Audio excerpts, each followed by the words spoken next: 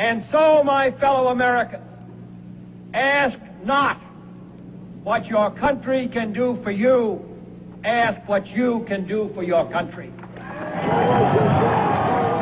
I pledge you that we shall neither commit nor provoke aggression, that we shall neither flee nor invoke the threat of force, that we shall never negotiate out of fear, and we shall never fear to negotiate. Terror is not a new weapon.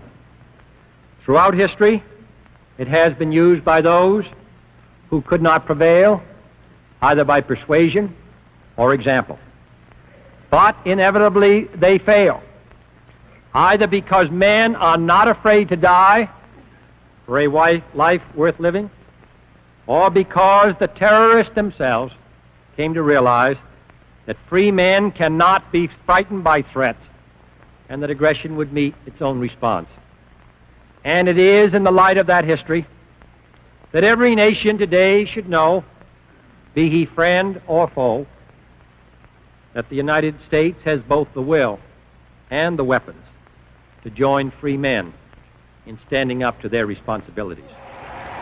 All free men, wherever they may live, are citizens of Berlin.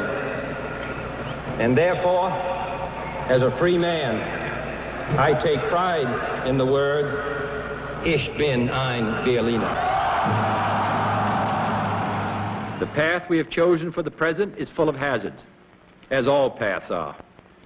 But it is the one most consistent with our character and courage as a nation and our commitments around the world.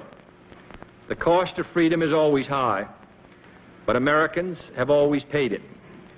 And one path we shall never choose, and that is the path of surrender or submission. We choose to go to the moon. We choose to go to the moon in this decade and do the other things, not because they are easy, but because they are hard.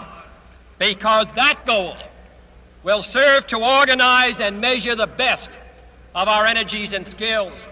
Because that challenge is one that we're willing to accept, one we are unwilling to postpone, and one we intend to win, and the others too. I believe in an America where the separation of church and state is absolute, where no Catholic prelate would tell the president, should he be Catholic, how to act, and no Protestant minister would tell his parishioners for whom to vote, where no church or church school is granted any public funds or political preference, and where no man is denied public office merely because his religion differs from the president who might appoint him or the people who might elect him. I have therefore chosen this time and place to discuss a topic on which ignorance too often abounds and the truth too rarely perceived, and that is the most important topic on earth, peace. What kind of a peace do I mean, and what kind of a peace do we seek? Not a Pax Americana, enforced on the world by American weapons of war. Not the peace of the grave or the security of the slave. I am talking about genuine peace, the kind of peace that makes life on earth worth living, the kind that enables men and nations to grow and to hope and build a better life for their children. Not merely peace for Americans, but peace for all men and women. Not merely peace in our time, but peace in all time. We are confronted primarily with a moral issue. It is as old as the Scriptures and is as clear as the American Constitution. The heart of the question is whether all Americans are to be afforded equal rights and equal opportunities, whether we are going to treat our fellow Americans as we want to be treated. If an American, because his skin is dark, cannot eat lunch in a restaurant open to the public, if he cannot send his children to the best public school available, if he cannot vote for the public officials who represent him, if, in short, he cannot enjoy the full and free life which all of us want, then who among us would be content to have the color of his skin changed, and stand in his place, who among us would then be content with the counsels of patience and delay?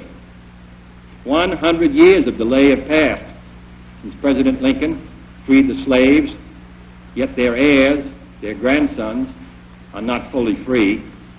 They are not yet freed from the bonds of injustice. They are not yet freed from social and economic oppression. And this nation, for all its hopes and all its boasts, will not be fully free until all its citizens are free. The very word secrecy is repugnant in a free and open society, and we are, as a people, inherently and historically opposed to secret societies, to secret oaths, and to secret proceedings. We decided long ago that the dangers of excessive and unwarranted concealment of pertinent facts far outweighed the dangers which are cited to justify it. Even today, there is little value in opposing the threat of a closed society by imitating its arbitrary restrictions. Even today, there is little value in ensuring the survival of our nation if our traditions do not survive with it. And there is very grave danger that an announced need for increased security will be seized upon by those anxious to expand its meaning to the very limits of official censorship and concealment. That I do not intend to permit to the extent that it's in my control.